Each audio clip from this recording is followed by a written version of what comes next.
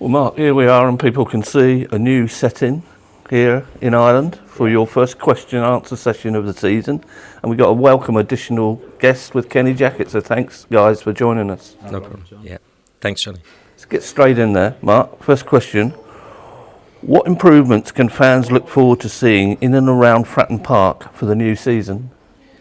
I think when they come back, there's some work they will see, but unfortunately, as I've said for the first few years, as we're sorting out the stuff that was required, from a stadium health and safety point of view, a lot of it you're not going to really see, isn't going to be visible to fans. Obviously, the floodlights coming down will be one thing, the new floodlights in the South Stand.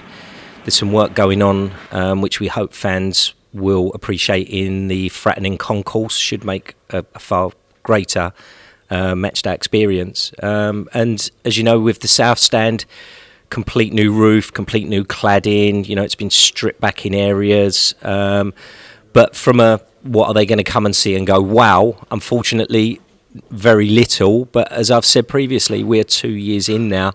We are getting to a point where hopefully we can start to release some information on the future plans for the stadium. On the same subject, can the club be more proactive with communication of groundwork and improvements? It seems too reactive at times, e.g. only released website article on South Stand TV gantry plans once fans have seen info on council website. Well, it was on the same day, I believe. So it wasn't, we didn't want to preempt our planning application by announcing it on the website. So we had a very short window from when that went live in regards of it being put out on the council planning application and then ourselves going public with it. We didn't want to preempt that because it's very disrespectful to the planning application people at the council. So it's difficult. And in regards of being proactive, as we've said consistently now for 2 years, we're not going to talk about anything until there's something definitive to talk about and something that we're actually going to start, because there was a major piece of work that we hoped we could start this summer that would have been huge, but it's got bogged down and we, through a lot of the reasons outside of our control, we couldn't actually go ahead with that. So, and that's exactly the reason we don't publish what we're going to do before we do it, only when we're actually going to do it. Which to me is logical, because otherwise the question would be, you said it was going to be starting in May, it's still not done. That's why we don't say it. If it's within our control, we'll do it. If it's not, then we don't want to be held as a hostage to fortune for events and things that are completely outside of our control. Doesn't matter how many times you say it. I still get asked the same questions, yeah. I think people need to really just have a look around the ground and what has been spent. This year, apart from what's going on at the stadium, there's a serious work that's been going on the pitch, the serious work that's been going on the training ground pitches. So there's a lot of work going on behind the scenes, but we're not here, Michael, our board, we're not here to jump up and down and go, look at what we've done. We're actually here to run a professional business, make it safe, secure, a good environment for fans on a match day. That's our key point, not to jump up and down and go, look at us, look at what we're doing. When that time comes, you'll see it, because the work will actually be taking place, or in regards of planning, you'll see it via planning applications. Okay, let's bring in Kenny at this stage. Kenny, are you being more selective with loan players after last season when certain loanees were recalled, which seriously affected the team and results?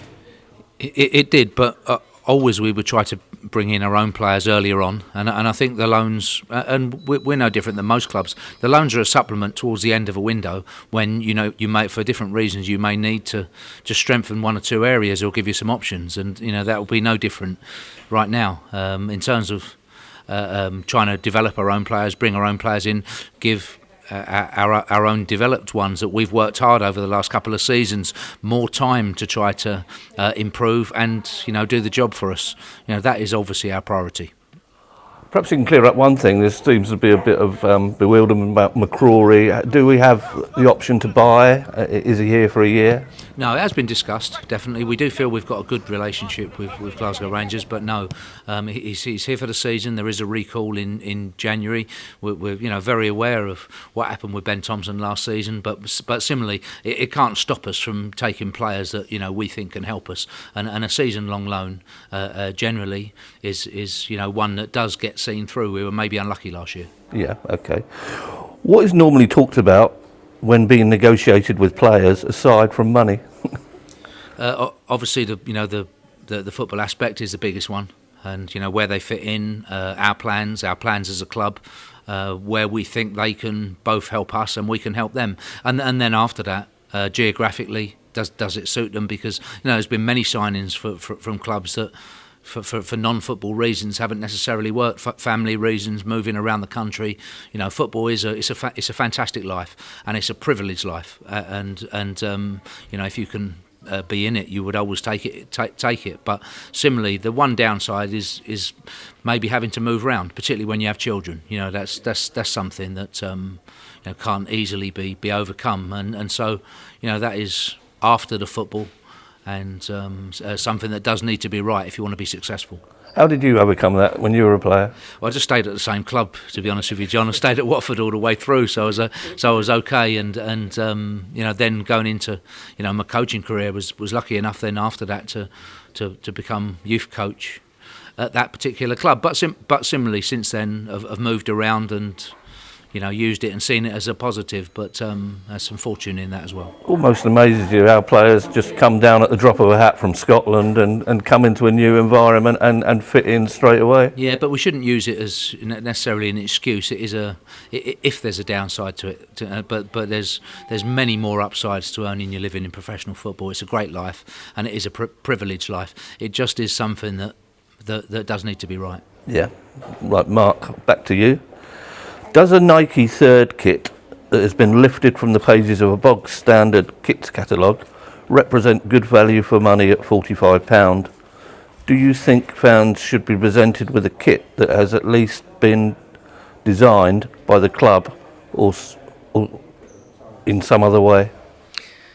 The irony of the time with Sondico, where I did point out that if we went with a Nike or a Puma or an Adidas, one of the big companies, we wouldn't have the option to do bespoke kits, and it would be literally out of a catalogue as part of their range, and we get a choice in that, which is what happened with our third kit, second kit, first kit. So it's very difficult for me to now go back on that and start arguing for bespoke kits, because if you go with one of the smaller companies, that's the flexibility that you get in regards of having an import and bespoke kits.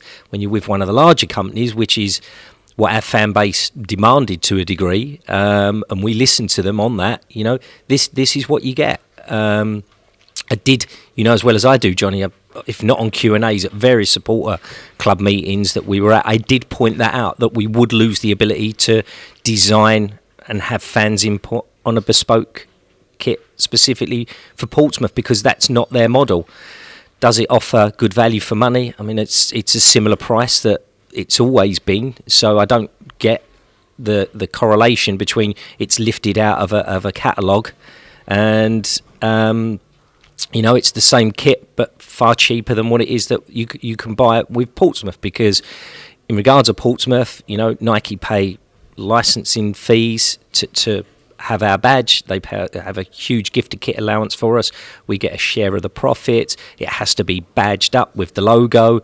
That unfortunately, that's just life. It's similar to a supermarket. I think Aldi, Lidl, produce the same as Kellogg's, but it's far cheaper.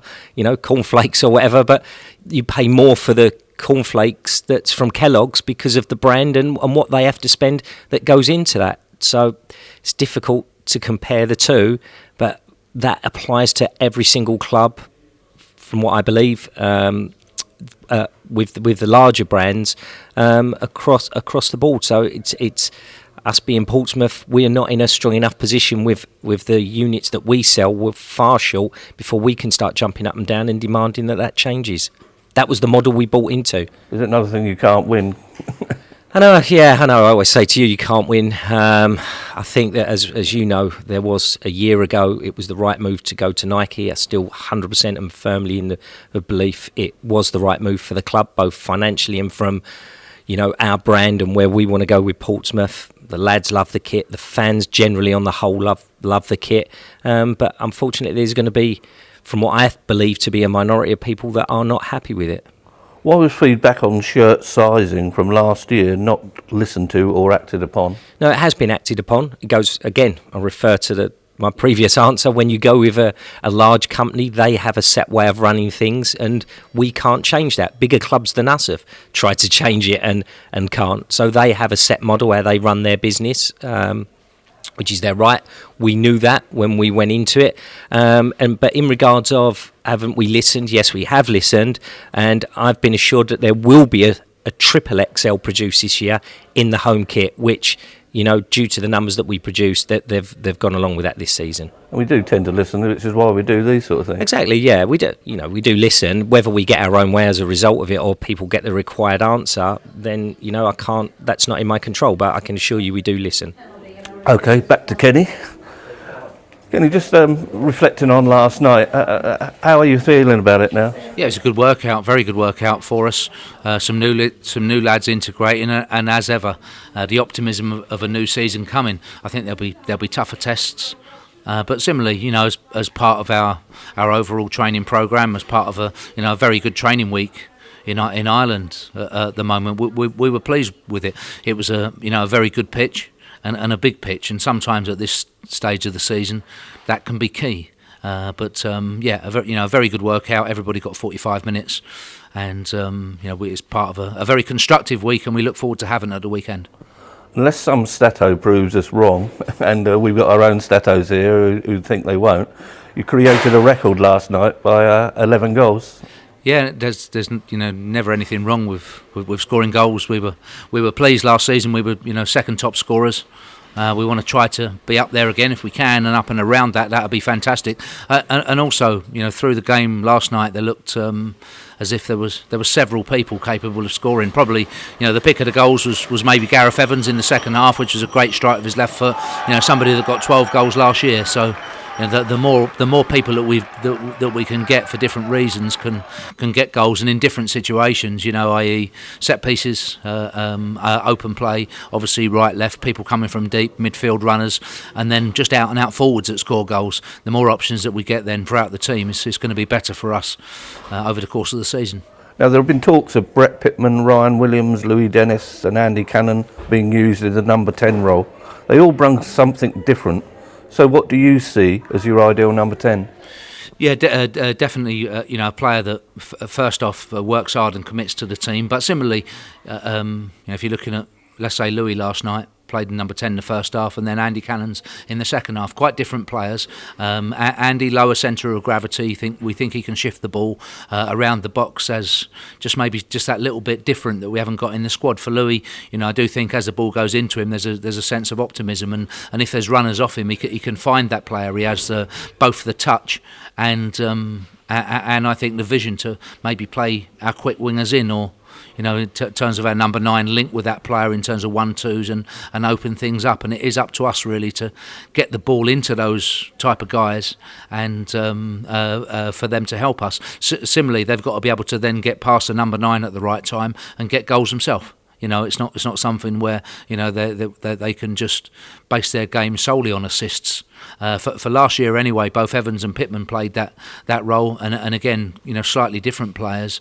But successful in different periods last year in many ways. But as I said, looking at last night and last night's point of reference in that particular game, the two were Dennis and Cannons, and it'd be interesting through pre-season what they can bring in that particular position. All got something to prove, of course. Very much so. Good competition as well, and you do need that. Players have got to see and look around and see that they're at a good club, and their position isn't guaranteed, and they have to work hard for that and keep that shirt. What is the situation with Jamal Lowe? He has an alleged transfer request put in. And the second part of that question, has Matt Clarke's departure affected the morale in the dressing room? I think the first one, first one first with Jamal Lowe. He hasn't requested a transfer from the club. He's been first class in his work and his professionalism so far in the 2 weeks that we've been back. We've turned down 2 bids for him this week. It hasn't been enough for the board of directors, and people would then ask you, well, Is there a price? Every single player at every club has a price. You can't say people are not for sale, but similarly, we've turned down 2 bids, and the numbers for the board haven't been enough. And as we go along, things get more and more difficult for us to get a replacement. People don't want to let people go as you go into pre-season. It's a lot easier doing business in May and June, and as it starts accelerating towards certainly the championship deadline of August the 8th, it does become ever more difficult to get a replacement as well. Here's one for both of you. Does it unsettle the player as well when bids have come in? Of course, yes, possibly. That is a case, that is a consideration, definitely. And the players, read their newspapers as well and see the speculation, and obviously it's their future, so they're bound to be affected. Then the second part of that particular question, the Matt Clarke, no. We've brought, to go along with Christian Burgess, we've brought in 2 senior centre halves in Downing and Raggett. We think that the 3 that we have with young Matt Casey, and then the option of Tom Naylor going back there, we think we're well covered. And Matt Clarke was a terrific individual, but we'll be looking through pre-season now for a partnership that can do well. And in that group of players, we have that. On a personal level, all of the players wouldn't be, let's say disappointed, but they'll be pleased for Matt. He's worked hard here. He's been a terrific professional. What he's been a fantastic club man as well. As well as being a good player, he's been a good club man and a good teammate to people. And everybody would be, feeling the same, that they're sort of delighted for him really, and will follow his career with interest. I think you stressed, Mark, that Matt Clarke was a joy to deal with all the way through. In the 4 years he was with us, I can't ever remember a time he was a problem or just nothing. Even through the transfer deal that was going through with Brighton, he never once came, never once knocked the door down saying I'm desperate for this move. Just carried on with his business. He literally was the model professional, and as I say, I can't ever remember a time he was any issue during that 4-year period. And he thoroughly deserves the move, from a personal point of view for him. And I think the feedback I'm getting is it's quite unique for a player to leave a club, and unanimously I haven't seen anyone have a bad word to say about him or not want to wish him well for the future. How do you deal with unsettled players then? It's difficult, obviously through the manager predominantly. Every now and again a player will want to speak to me as well. Obviously I'll speak to Kenny at that point and say, look, how do we handle it? Because we have to function as a team and be singing off the same hymn sheet. And as again, I've said on here consistently, for a transfer to happen, it's a combination of boxes that have to be ticked before we allow it to happen for a contracted player. That has to be the manager's happy for him to go. He's confident he can bring in a replacement or strengthen the squad as a result of the finances. You have to take into consideration the length of their contract, as well. When you get to a year, we're in obviously a far weaker position than what we are with 2 or 3. The player, how is the player going to react? What is the difference? Is his money doubling, trebling, quadrupling? Does it tick boxes for him as well? And I think any person, rightfully so, will be more sympathetic, I suppose, to a player that if their money's going to quadruple, whether if it's going up from £2,000 to £2,500 a week as a round figure, you're not going to be very sympathetic. Why would they want to do that? Yeah.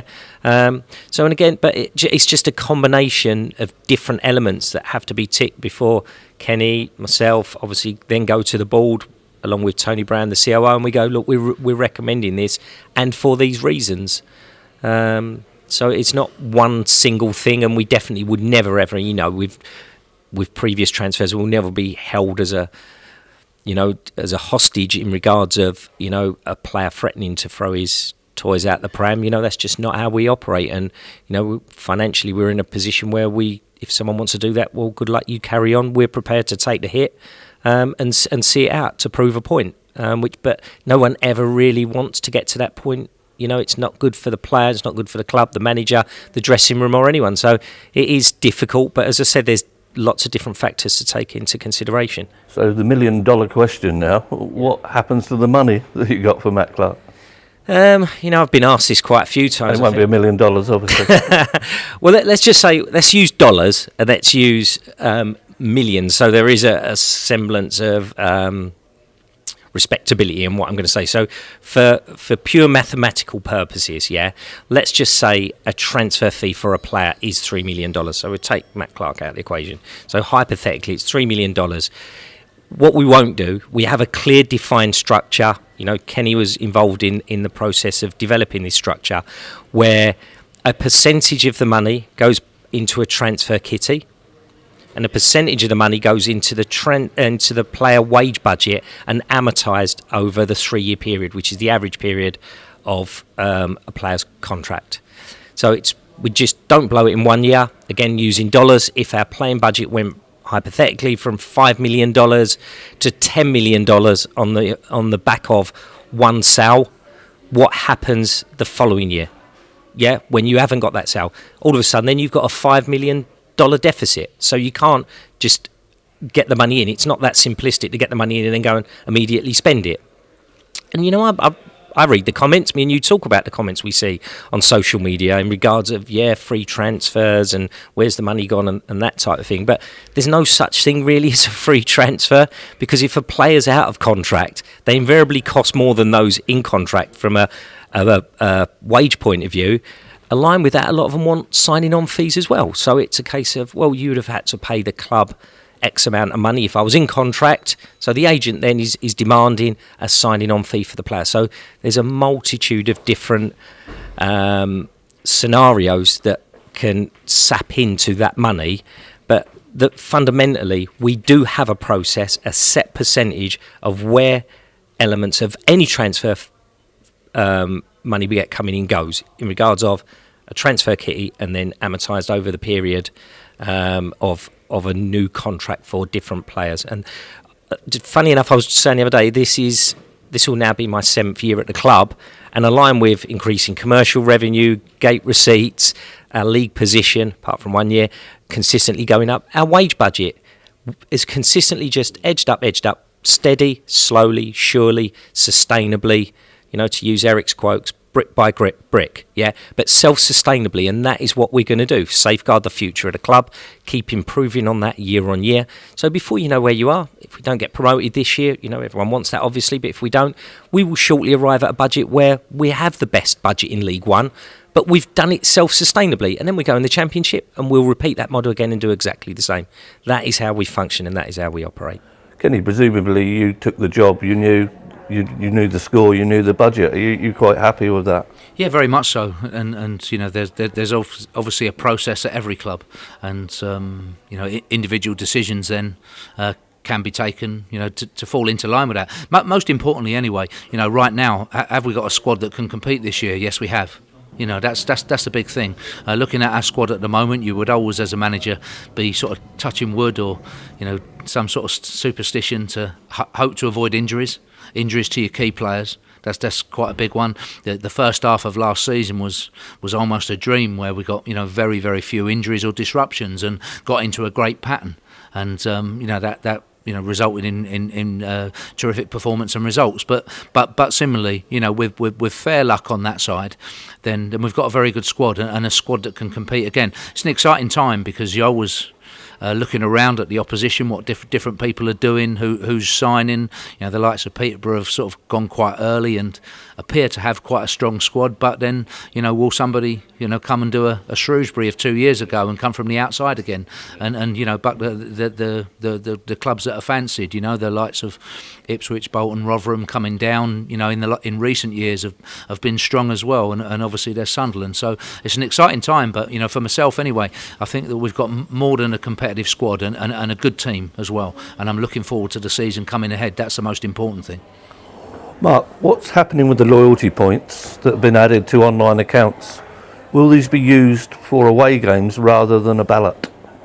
Yeah, that is essentially, as we've discussed internally with yourself as the support liaison officer and the discussions we've had with the various support groups and the Tony Goodall fans conference. Yeah, ballots seemed universally unpopular. there seemed to be a demand from supporters to move towards a loyalty point scheme, and that is what we're in the process of doing. Again, you can't quite win that, can you? I can't win it. It's like you said. It seemed to me pretty unanimous that nobody liked ballots and they wanted to move to a loyalty point scheme.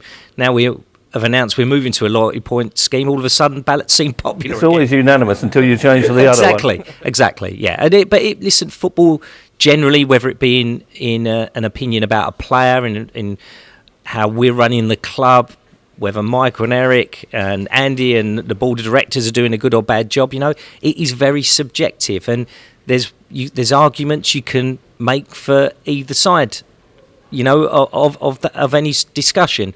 But that's the fun of the game. As Kenny said before about players, we are in a unique position that we work in this football environment. We know what we let ourselves in for. As a fan growing up, I always had an opinion about certain players that my mates thought were brilliant and I thought he was rubbish, or vice versa. But that is the joy of football. You have to take it on board, take all those opinions and as you say, they are diverse at times, but take them on board and arrive at a decision that you believe is best for the football club and the business. Fans don't get a lot of consideration. So with that in mind, do changes in kick-off, are they referred to clubs about televised games? Well, and what can you do about them? There's very little you can do. I think they've widened. Originally, it used to be 2 weeks' notice, I believe. It was a 2 weeks period. They've widened that out now to 4 or 5 weeks.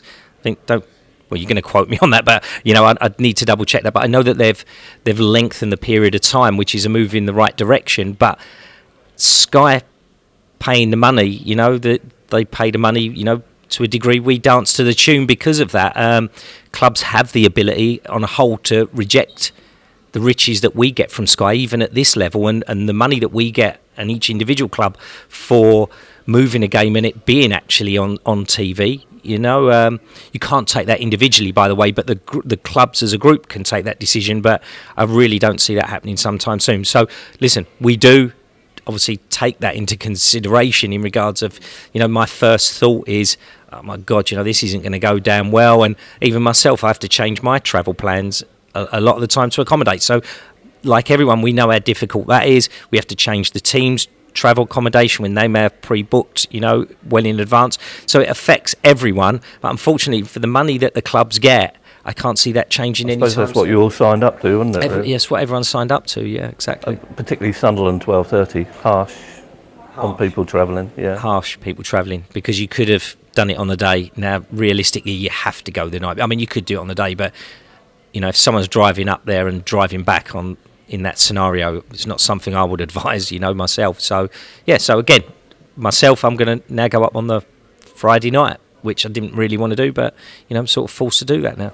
So, Kenny, we know you're a busy man, you're going to get away from training in a minute, but just finally, you say you like your squad for the season. We're always preaching about going one better from last season. To go one better really is promotion.